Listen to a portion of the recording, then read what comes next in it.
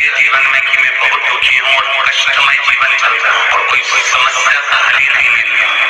बहुत दिन हो गए जूझ रही हूँ मैं इन समस्याओं से। तो बेलपत्री की जड़ के शिवजी पर लाल चंदन से पूजन करने के बाद में उसी चंदन को लेकर आकर बेलपत्री की जड़ के अंतर्गत अक्षर को लिखकर एक बेलपत्र अपनी कामना कर उस जड़ पर बेलपत्री के समर्पित कर। का ठेला लगा रहे हो, सब्जी का ठेला लगा रहे हो, फल का ठेला लगा रहे हो, थक्के की जिंदगी जी रहे हो, दरवाजे पर बैठे हो, कहीं ना कहीं तुम दास्य भाव की जिंदगी जी रहे हो, तकलीफ में जिंदगी जी रहे हो, बहुत दुख की जिंदगी जी रहे हो, बहुत कष्ट की जिंदगी जी रहे हो, उनसे केवल निवेदन करूंगा 3 महीने 2 जगह पर जल चढ़ाना प्रारंभ कर दीजिए, भगवान के शिवलिंग पर, दूसरा बेलपत्री के पेड़ के नीचे। श्री शिवानमस्तुभ्यम दोस्तों, हर हर महादेव के सबसे पहले उपाय के बारे में जानेंगे कि आपको एक तांबे का कलश ले लेना है, इसमें जल भरना है आपको अपने रसोई घर से जिसमें से आप जल पीते हैं। लाल चंदन ले लेना है दोस्तों, एक लाल चंदन चाहिए और चावल चाहिए, मीठा चाहिए, बेलपत्री चाहिए। इस तरह से आपको एक दीपक ले लेना है और पूजा की सामग्री जो आप ले जाना चाहते हैं, फूल पत्ती जो भी है वो ले जाइए। इसे लेकर के आपको सीधे पहुंच जाना है देवादिदेव महादेव के शिव मंदिर। शिव मंदिर पहुंच करके आपको उत्तर दिशा की तरफ मुँह करके खड़े हो जाना है और सबसे पहले आपको गणेश जी के स्थान पर जल समर्पित करना है श्री शिवानमस्तुभ्यम मंत्र का जाप करते हुए इस तरह से। फिर कार्तिकेय जी के स्थान पर, फिर माता शोक सुंदरी के स्थान पर, फिर माता रानी के हस्तकमल पर, फिर श्री शिवानमस्तुभ्यम मंत्र का जाप करते हुए आपको सारा का सारा जल इस प्रकार से समर्पित कर देना है। और फिर आपको क्या करना है, शिवलिंग पर लाल चंदन की बिंदी लगानी है। इस तरह से आपको इस तरह से लाल चंदन की बिंदी लगानी है और गणेश जी के स्थान पर पीला चंदन लगा देना है, कार्तिकेय जी के स्थान पर लगा देना है, माता शोक सुंदरी के स्थान पर लगा देना है और माता रानी के हस्तकमल पर लगा देना है इस तरह से। और लाल चंदन की बिंदी आपको शिवलिंग पर लगानी है और फिर आपको एक बेलपत्री शिवलिंग पर इस प्रकार से लाल चंदन लगा करके ही समर्पित कर देना है श्री शिवानमस्तुभ्यम मंत्र का जाप करते हुए इस तरह से।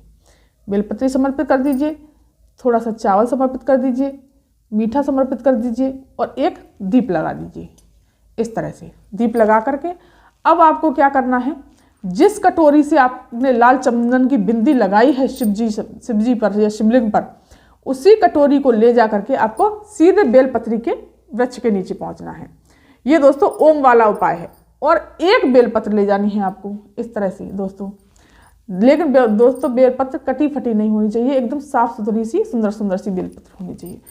अब ये जो लाल चंदन लेकर के गए हैं, इस लाल चंदन की बिंदी जिससे शिवलिंग पर लगाई थी वहीं से उतने ही लेना दोस्तों कि यहाँ पर और यहाँ पर हो जाए, एक्स्ट्रा मत लेना।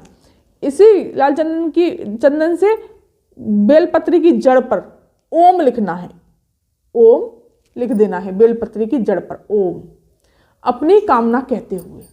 जो भी आपके दुख हैं, समस्याएं हैं, कष्ट है, जीवन बहुत दुखी से बीत रहा है, बहुत संकट आ रहा है, आपको लगता है कि अब क्या करें, और ओम लिख करके और ये जो बेलपत्री लेकर के गए हैं इसको उसी जड़ पर जहाँ ओम लिखा है वहीं पर समर्पित कर देनी है और अपनी कामना करते हुए, भोलेनाथ से प्रार्थना करते हुए, जो भी समस्या है आपकी बोलते हुए सीधे अपने घर चले आना है।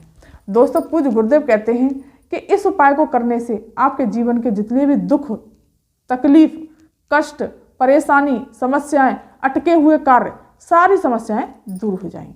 तो दोस्तों ये था।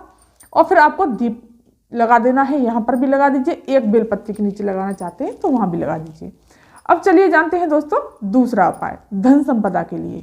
अब इसके लिए क्या करना है दोस्तों, पूज्य गुरुदेव ने कहा है कि ये उपाय 3 महीने अगर लगातार नियम से कर लेते हैं तो आपके यहाँ धन संपदा आने से कोई नहीं रोक सकता। आप धनवान बनकर जरूर ही जरूर बैठेंगे। आपको क्या करना है कि इसमें जल भरना है आपको अपने घर से, इसमें थोड़ा सा गंगा जल डाल लीजिए, इसमें थोड़ा मीठा डाल लीजिए इस तरह से, और चंदन ले लेना है, चावल ले लेने हैं।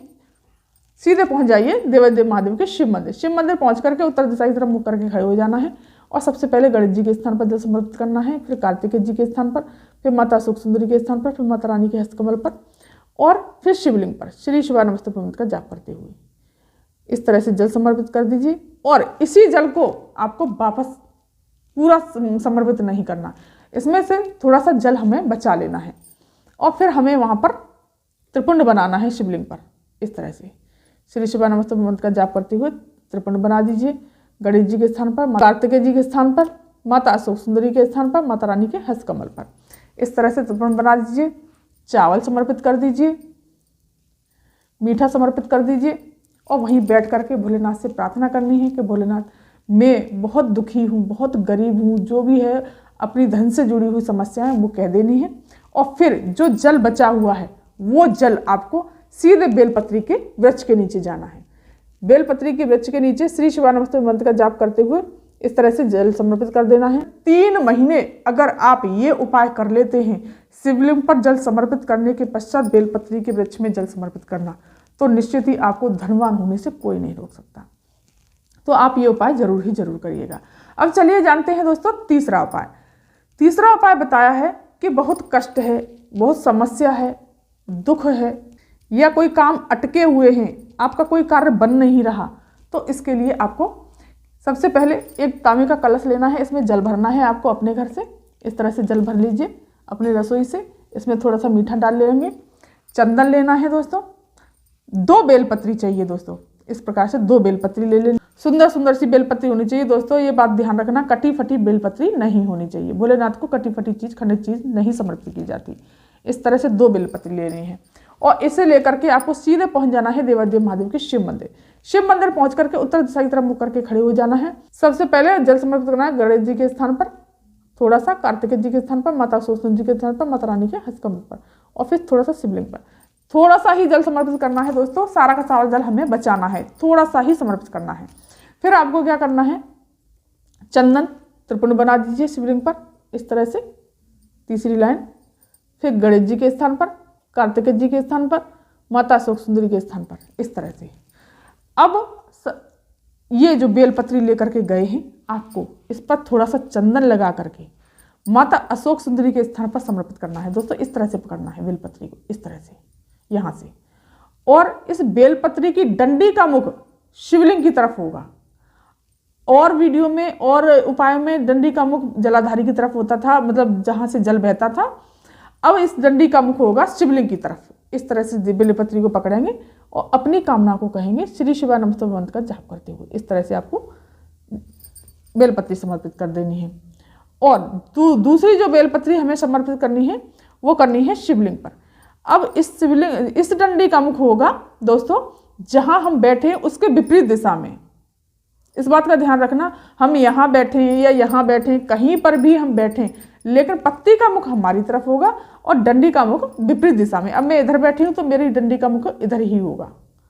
देखिए दोस्तों इस तरह से फिर आपको क्या करना है, चावल समर्पित कर देने हैं, मीठा समर्पित कर देना है। इस प्रकार से एक दीप लगा देना है। श्री शिवाय नमस्तुभ्यम मंत्र का जाप करते हुए दोस्तों अब देखिए क्या करना है। जला जहाँ आपने अशोक सुंदरी माता पर जो बेलपत्री समर्पित की है वहाँ से जल धीरे धीरे समर्पित करते हुए, जल की धार टूटनी नहीं चाहिए दोस्तों। इस तरह से समर्पित करते हुए शिवलिंग पर सीधे आ जाना है और श्री शिवाय नमस्तुभ्यम मंत्र का जाप करते हुए सारा का सारा जल आपको समर्पित कर देना है। अपनी कामना कहनी है, जो भी मनोकामना हो, जो भी आपकी कार्य सिद्धि हो या कार्य अटके हुए हो या दुखी हो, कष्ट हो, बहुत कष्ट में जीवन चल रहा हो, इस तरह से आपको अपनी कामना कहते हुए भोलेनाथ से वहीं पर बैठ जाना है, बाबा से प्रार्थना करनी है और वहीं एक दीप लगा देना है प्रणाम करते हुए। इस तरह से प्रणाम करते हुए और बेलपत्री के यहाँ पर हाथ रख कर अब बाबा से कहते हुए, यहाँ हाथ रख के बाबा से कहते हुए, यहाँ से जो जल जा रहा है वह करके इसको अपने नैनों से और मस्तक से लगा करके सीधे अपने घर चले आना है। दोस्तों ये उपाय बहुत अच्छा और अचूक उपाय है, इस उपाय को जरूर ही जरूर करिएगा। तो ये थी जानकारी आज की। अगर ये वीडियो, ये जानकारी आपको पसंद आई हो तो चैनल को सब्सक्राइब कीजिए, वीडियो को लाइक कर दीजिए और कमेंट में श्री शिवाय नमस्तुभ्यम अवश्य लिखिएगा। धन्यवाद।